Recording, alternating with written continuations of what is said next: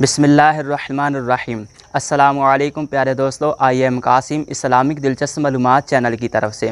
अगर आपने हमारा चैनल सब्सक्राइब नहीं किया तो इसको सब्सक्राइब ज़रूर कीजिएगा, हमारी वीडियो को लाइक और शेयर ज़रूर कीजिएगा।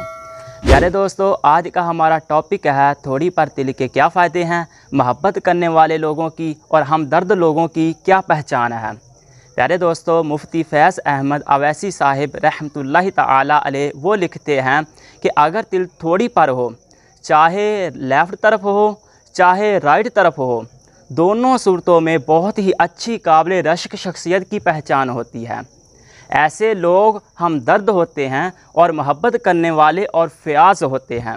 ऐसे लोगों को मुनफरिद हज़रात से लगाव होता है और दूसरे लोगों की अच्छी नसीहत अपनाने का फ़न खूब जान रहे होते हैं और ऐसे लोगों को बग़ैर किसी खौफ के, बग़ैर किसी ख़तरे के कोई भी ज़िम्मेदारी सौंप सकते हैं।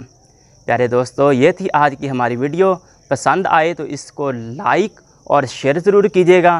प्यारे दोस्तों, हमारे चैनल को सब्सक्राइब भी ज़रूर कीजिएगा। अब मैं इजाज़त चाहता हूँ, अब मिलते हैं नेक्स्ट वीडियो में।